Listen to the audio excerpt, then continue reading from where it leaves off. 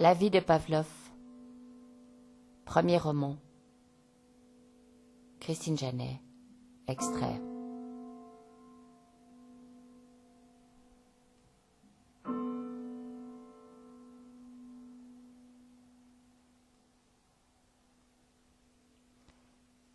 Le jeune homme s'appelle Édouard. Et il ne parle pas de Luxiol et de ses pierres rouges, même s'il y va régulièrement. Ce jeune homme a une consistance. Il se déplace dans cet espace des 1000 étangs avec des certitudes. Il n'ose pas les formuler à voix haute. Il a peur qu'on l'entende. Et il a surtout peur d'être jugé. Il écrit tout un paragraphe sur la peur d'être jugé à travers ce qu'on écrit. Il parle de chèvres offertes en sacrifice, parce qu'il essaye de présenter tout ça de manière drôle et détachée. Il parle aussi de coq à l'âne, il joue avec les expressions, pour garder ses distances prudemment. Une fois qu'il a écrit ce paragraphe sur la peur d'être jugé à travers ce qu'on a écrit, comme il a peur d'être jugé, il l'efface. Mais il veut remplir le roman. C'est le premier. Le roman veut bien être rempli de son côté. Le roman sait que le problème principal, c'est la faille.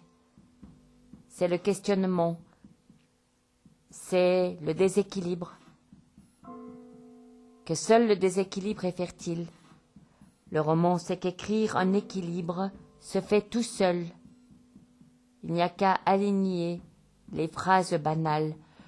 Le roman ne veut pas de phrases banales, il est très orgueilleux et inconfortablement installé.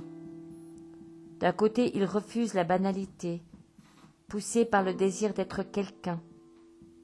De l'autre, il sait qu'au fond, la banalité est ce qu'il y a de plus important sur la terre, que c'est avec des banalités, de petits gestes quotidiens et simples, anodins et sans importance, que c'est avec le sous-menu, la diffractée, le minuscule, la nuance, que le monde avance. Le roman ne croit pas aux grands gestes de manche, Édouard non plus. Le roman ne croit pas aux grandes gueules, aux prises de position publiques, aux polémiques. Il croit au pouvoir du petit secrétaire, sa petite signature, au bas d'un petit document, et le camp de gitans est démonté par les pelleteuses.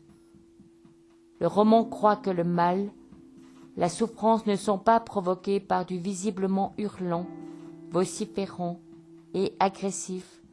Le roman croit que le mal, la souffrance, c'est les yeux détournés quand une vieille dame monte l'escalier difficilement, et les poignées de son sac lui cisaillent les phalanges. C'est le problème. Le roman croit à l'indicible, voilà sa faille.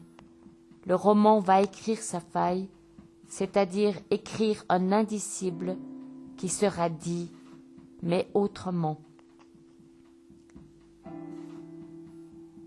Alors Édouard écrit les vaches moisies et les portes des fermes arrondies. Il écrit ses incertitudes en rigolant un peu, parce qu'il se moque de lui, avant que les autres le fassent. Il aime bien faire le travail lui-même.